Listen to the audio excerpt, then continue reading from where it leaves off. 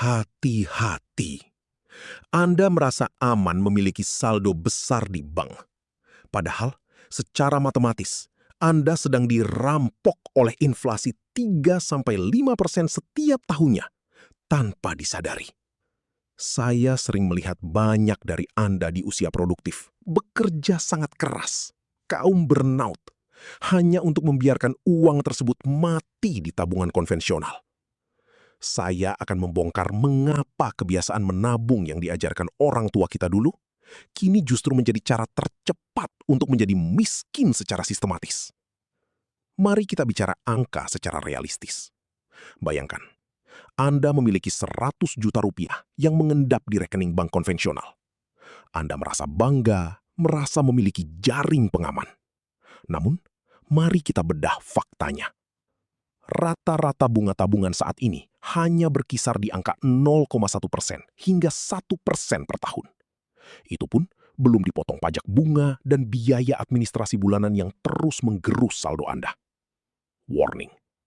Di sisi lain, monster bernama inflasi tidak pernah tidur. Di Indonesia, inflasi rata-rata berada di angka 3% hingga 5%. Serius. Artinya, barang yang hari ini harganya 100 juta rupiah, tahun depan akan menjadi 105 juta rupiah. Sementara uang Anda di bank, skeptical. Setelah dipotong biaya-biaya, nilainya mungkin tetap 100 juta rupiah atau bahkan berkurang. Secara nominal angkanya sama, tapi secara daya beli, Anda kehilangan 5 juta rupiah dalam setahun tanpa melakukan kesalahan apapun. Short pause. Anda bekerja 40 hingga 60 jam seminggu, mengorbankan waktu dan kesehatan. Tapi Anda membiarkan hasil kerja keras Anda menguap begitu saja. Serius. Lower pitch. Autoritatif. Inilah the trap atau jebakan finansial modern.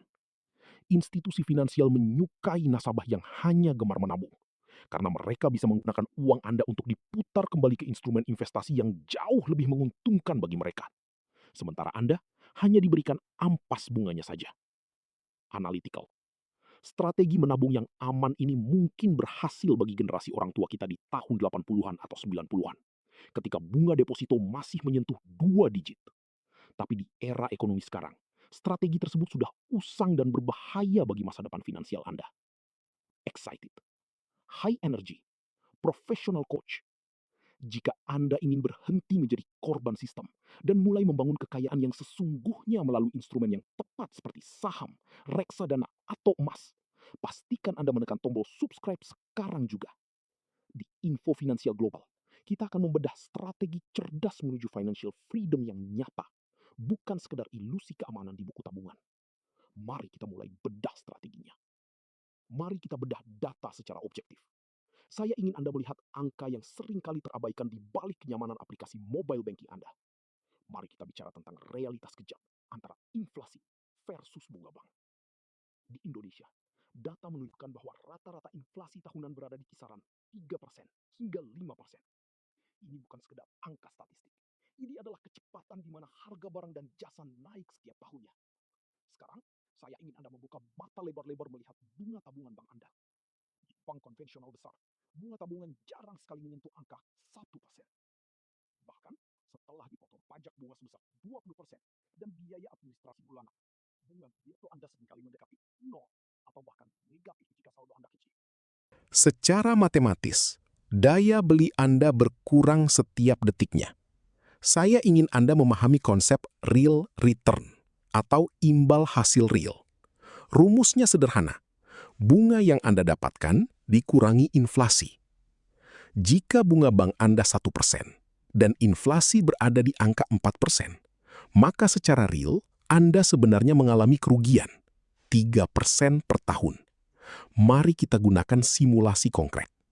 Jika Anda memiliki 100 juta rupiah di rekening tabungan hari ini, dengan real return negatif 3%, maka dalam 1 tahun, secara fungsional, daya beli uang Anda hanya akan setara dengan 97 juta rupiah.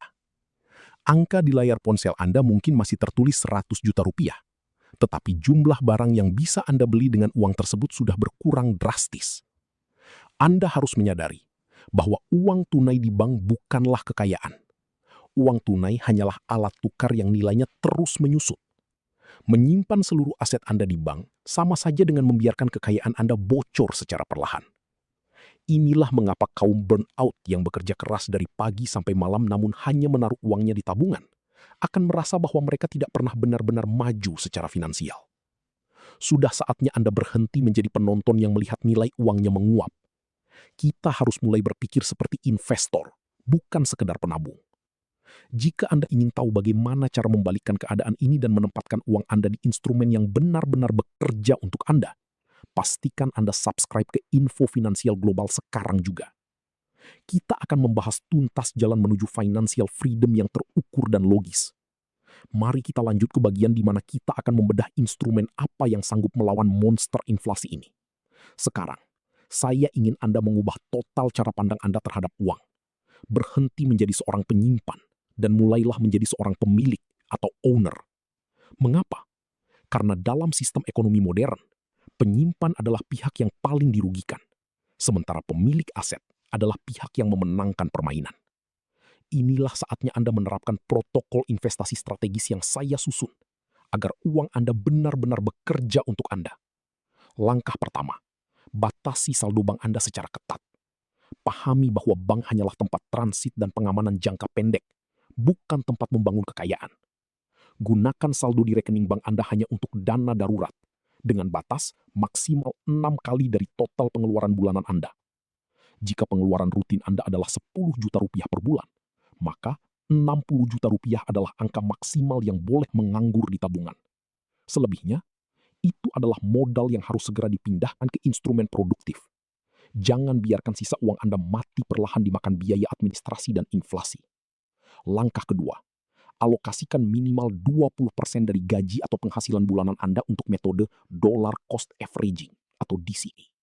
Masukkan dana ini ke instrumen yang memiliki stabilitas tinggi, namun memberikan imbal hasil yang konsisten di atas inflasi, seperti index fund atau SBN atau surat berharga negara. Dengan DCA, Anda menghilangkan faktor emosi dan spekulasi. Anda tidak perlu menebak kapan pasar mencapai titik terendah. Anda cukup secara konsisten membeli masa depan, memastikan bahwa kekayaan Anda tumbuh secara terukur dalam jangka panjang. Langkah ketiga, berikan ruang untuk pertumbuhan agresif. Diversifikasikan 10% dari modal investasi Anda ke aset dengan potensi growth tinggi, seperti saham teknologi atau sektor-sektor agresif lainnya. Ini adalah strategi pertahanan aktif Anda untuk melawan lonjakan inflasi yang tidak terduga. Instrumen ini berfungsi sebagai mesin turbo yang memastikan portofolio Anda tidak hanya bertahan, tetapi melaju melampaui kenaikan harga barang dan jasa. Dengan menjalankan protokol ini, Anda sebenarnya sedang melakukan langkah finansial yang jenius. Anda memanfaatkan depresiasi mata uang yang nilainya terus menurun untuk membeli aset produktif yang nilainya akan terus meningkat. Anda menggunakan uang murah hari ini untuk membeli masa depan yang mahal. Inilah cara Anda berhenti menjadi korban inflasi dan mulai menjadi penguasa atas kekayaan Anda sendiri. Jika Anda merasa strategi ini logis dan ingin terus mendapatkan panduan menuju financial freedom yang terukur, pastikan Anda subscribe ke Info Finansial Global sekarang juga. Friendly, profesional. Mari kita lanjut ke pembahasan berikutnya tentang bagaimana memilih instrumen yang tepat untuk setiap profil risiko. Mari kita masuk ke bagian yang akan membuka mata Anda melalui data objektif. Seringkali, angka berbicara jauh lebih keras daripada sekadar teori. Mari kita buat sebuah simulasi konkret yang relevan dengan realitas ekonomi saat ini. Bayangkan, Anda adalah seorang profesional yang disiplin, menyisihkan Rp 5 juta rupiah setiap bulan dari penghasilan Anda.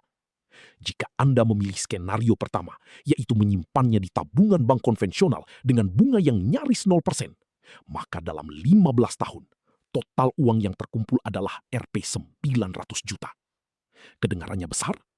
Tunggu dulu. Setelah dipotong biaya administrasi bulanan dan tergerus inflasi rata-rata 4-5% per tahun, daya beli uang 900 juta tersebut di masa depan mungkin hanya akan terasa seperti 500 juta rupiah di masa sekarang. Anda bekerja keras, namun uang Anda justru mati dan kehilangan nilainya. Sekarang, Mari kita bandingkan dengan skenario kedua. Anda mengalokasikan nominal yang sama, Rp 5 juta rupiah per bulan, ke dalam instrumen investasi produktif, seperti indeks saham atau reksadana saham, dengan asumsi return moderat sebesar 10% per tahun. Berdasarkan tabel proyeksi kekayaan, dalam 15 tahun, total aset Anda tidak lagi berada di angka 900 juta, melainkan melonjak drastis hingga mencapai kurang lebih Rp 2,07 miliar rupiah. Perhatikan perbedaannya, ada selisih lebih dari Rp 1,1 miliar rupiah. Dari mana datangnya angka luar biasa ini? Inilah kekuatan compound interest atau bunga majemuk. Inilah momen di mana uang Anda mulai melahirkan anak, dan anak-anak tersebut melahirkan cucu finansial bagi Anda tanpa Anda harus mengeluarkan tenaga tambahan. Simulasi ini membuktikan satu prinsip fundamental. Time in the market atau durasi Anda berada di dalam pasar jauh lebih penting daripada sekadar timing the market. Anda tidak butuh keberuntungan untuk menjadi kaya. Anda hanya butuh sistem dan disiplin. Jika Anda tetap membiarkan uang Anda mengendap di bank, Anda sebenarnya sedang membayar biaya peluang yang sangat mahal setiap detiknya. Anda harus mulai memiliki aset produktif yang bekerja 24 jam sehari, bahkan saat Anda sedang tidur atau beristirahat dari rutinitas pekerjaan yang melelahkan. Jangan biarkan kerja keras Anda menguap begitu saja dimakan waktu. Jika Anda siap untuk berhenti menjadi penonton dan mulai membangun mesin kekayaan Anda sendiri demi mencapai financial freedom yang terukur, pastikan Anda sudah subscribe ke Info Finansial Global. Di bagian selanjutnya, saya akan membedah instrumen apa saja yang paling tepat untuk mengisi portofolio Anda sesuai dengan profil risiko yang Anda miliki. Kesimpulannya, Anda harus berhenti merasa aman hanya dengan melihat deretan angka yang tertera di buku tabungan Anda. Angka tersebut bersifat semu jika Anda tidak memperhitungkan daya beli yang terus merosot setiap detiknya. Pahami satu prinsip dasar ini. Keamanan finansial sejati bukan berasal dari seberapa banyak uang yang Anda parkir di bank, melainkan dari seberapa banyak aset produktif yang Anda kuasai. Aset yang memiliki nilai intrinsik dan mampu menghasilkan arus kas atau apresiasi nilai di atas rata-rata. Saya menantang Anda hari ini. Buka aplikasi investasi Anda, ambil catatan, dan lakukan evaluasi portofolio Anda sekarang juga. Hitung secara jujur dan presisi, apakah imbal hasil atau return investasi Anda sudah berada di atas angka inflasi tahunan Indonesia yang rata-rata berada di kisaran 3% hingga 5%. Jika instrumen tempat Anda menaruh uang hanya memberikan bunga 1% atau 2%, maka secara matematis Anda sedang kehilangan kekayaan setiap tahunnya. Jangan biarkan hasil kerja keras, lembur, dan tetesan keringat Anda habis dimakan waktu dan devaluasi mata uang. Anda bekerja keras untuk uang, maka sudah saatnya uang tersebut bekerja lebih keras untuk Anda. Saya adalah coach Anda di Info Finansial Global, dan saat ini juga adalah momentum bagi Anda untuk mengambil kendali penuh atas masa depan kekayaan Anda. Jika Anda berkomitmen untuk berhenti menjadi penonton dan mulai membangun mesin kekayaan yang terukur demi mencapai financial freedom, pastikan Anda sudah menekan tombol subscribe. Mari kita bangun literasi finansial yang kuat agar Anda tidak hanya sekadar bertahan, tapi menang secara finansial. Saya tunggu langkah nyata Anda di kolom komentar. Sampai jumpa di sesi edukasi berikutnya.